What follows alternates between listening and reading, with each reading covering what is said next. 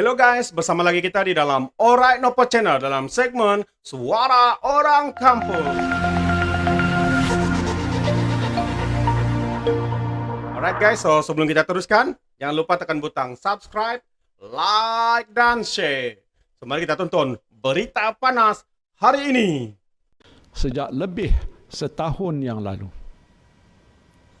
Pastinya saya memerlukan sokongan dan juga saya memerlukan dokongan daripada rakan-rakan saya dalam kabinet, pimpinan kerajaan negeri, pegawai-pegawai kerajaan, frontliners dan rakyat seluruhnya untuk membolehkan saya melaksanakan tanggungjawab membawa negara ini keluar daripada krisis.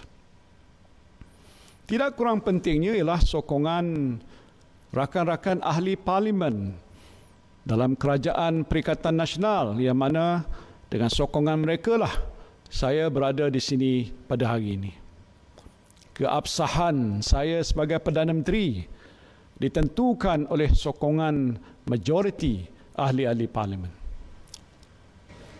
Namun malangnya, dalam keadaan saya dan rakan-rakan dalam kabinet berhempas pulas menguruskan pandemik, beberapa ahli parlimen telah menarik sokongan kepada saya.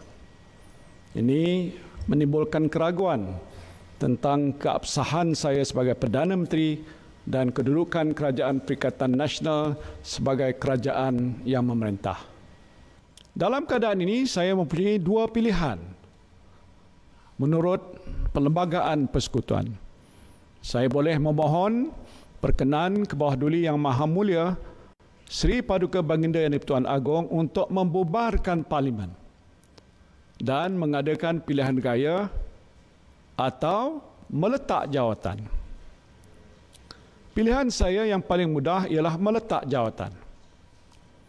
Jika saya mengambil keputusan ini, maka selesailah urusan saya dan terserahlah kepada kebijaksanaan ke bawah duli Yang Maha Mulia Seri Paduka Baginda Yang di-Pertuan Agong untuk memilih Perdana Menteri yang baru. Menurut Perkara 43.2 Perlembagaan Persekutuan, ke bawah duli Yang Maha Mulia Tuanku boleh melantik seorang Perdana Menteri dari kalangan ahli Dewan Rakyat yang pada hematnya mungkin mendapat kepercayaan majoriti ahli Dewan Rakyat. Saya patuh pada perlembagaan dan akan mengambil jalan yang terhormat untuk menyelesaikan kemelut politik yang sedang berlaku ini. Namun, sehingga saat ini, saya ulangi, sehingga saat ini tiada seorang pun ahli Dewan Rakyat lain yang dapat membuktikan dia mendapat sokongan majoriti ahli Dewan Rakyat untuk membolehkan ke bawah duli Yang Maha Mulia Seri Paduka Baginda Yang di-Pertuan Agong melantik Perdana Menteri yang baru. Jika saya meletak jawatan pada masa ini, saudara-saudari sekalian, bukan saya seorang saja yang berhenti untuk menjadi Perdana Menteri. Menurut Perlembagaan Persekutuan, saya hendaklah meletak jawatan seluruh anggota Jemaah Menteri. Ini bermakna Kerajaan Perikatan Nasional yang mentadbir negara pada masa itu akan jatuh. Saya memikirkan dalam keadaan tiada seorang pun ahli Dewan Rakyat lain yang mendapat sokongan majoriti pada masa ini, Perdana Menteri yang baru tidak boleh dilantik menurut perlembagaan. Jadi apabila Perdana Menteri tidak boleh dilantik, maka kabinet pun tidak boleh dilantik. Dan kerajaan baru tidak dapat dibentuk. Apa akan jadi kepada negara kita? Sekiranya krisis politik ini berlarutan dan kerajaan baru tidak dapat dibentuk dalam kadar yang segera, kerajaan mana yang akan memastikan, sebagai contoh, program vaksinasi berjalan lancar mengikut jadual? Sedangkan tempoh 2 bulan akan datang adalah amat genting. Jika semua perancangan kerajaan dapat dilaksanakan seperti yang dijadualkan, kita akan mencapai imuniti kelompok pada bulan Oktober, insya-Allah. Sekiranya terganggu dengan kamalot politik yang tidak berkesudahan dan kerajaan yang sah tidak dapat dibentuk, maka sasaran imuniti kelompok tidak akan dapat dicapai dan nyawa rakyat akan terus berada dalam bahaya.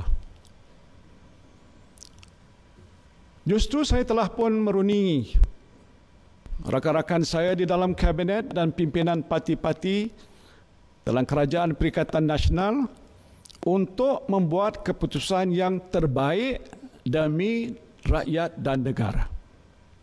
Bukan untuk kepentingan pribadi saya ataupun rakan-rakan yang lain. Kami telah mencapai satu kata sepakat untuk berunding dengan pimpinan-pimpinan parti di luar Perikatan Nasional untuk meluluskan usul undi percaya kepada Perdana Menteri di Dewan Rakyat. Ini akan membolehkan kerajaan yang ada pada hari ini terus berfungsi, mengurus pandemik hingga tiba suatu masa yang sesuai untuk diadakan pilihan raya bagi mengembalikan semula mandat kepada rakyat. Usul undi percaya ini hanya boleh diluluskan dengan sokongan bipartisan di Dewan Rakyat. Kerajaan yang akan wujud selepas usul undi percaya ini diluluskan insya-Allah adalah sebuah kerajaan yang lebih stabil dan juga yang inklusif. Stabil dengan dukungan bipartisan di Dewan Rakyat dan Dewan Negara serta inklusif dengan pengiktirafan kepada parti-parti pembangkang untuk memainkan peranan semak dan imbang yang lebih efektif dan juga menyeluruh. Kestabilan politik adalah amat penting dalam kita memerangi pandemik COVID-19 dan memulihkan negara kita. Kita harus akur dan sedar proses pemulihan negara ini bukan satu usaha perkara yang mudah. Oleh itu, kita memerlukan sokongan, usaha dan tumpuan semua pihak untuk memulih dan mengembalikan negara yang kita cintai ini kepada landasan pembangunan dan pertumbuhan yang sehat. Apabila kita tidak dapat menstabilkan politik negara untuk membantu proses pemulihan, yang menanggung sengsara dan beban ini adalah saudara-saudari rakyat jelata. Yang rugi adalah rakyat dan tanah air kita ini. Saudara dan saudari yang saya kasihi sekalian, di hari Jumaat yang mulia ini saya ingin membentangkan cadangan rangka persefahaman rentas parti yang akan dilaksanakan oleh kerajaan sekiranya usul undi percaya diluluskan. Pertamanya ialah mengenai peruntukan pada ahli-ahli parlimen. Baru-baru ini saya telah pun mengumumkan pemberian peruntukan RM300,000 kepada semua ahli Dewan Rakyat dan Dewan Negara tanpa mengira parti politik bagi tujuan pembelian bakul makanan untuk diagihkan kepada rakyat yang memerlukan. Atas semangat kerjasama bipartisan di Parlimen dan keperluan untuk memperluaskan bentuk-bentuk bantuan pada rakyat dalam situasi pandemik, semua ahli Parlimen akan menerima peruntukan tahunan yang sama tanpa mengira parti politik. Sebelum saya mengundurkan diri seperti biasa, peribahasa mengatakan, tapapun tangkap, 2 tahun keinginan. Sekian, bye-bye.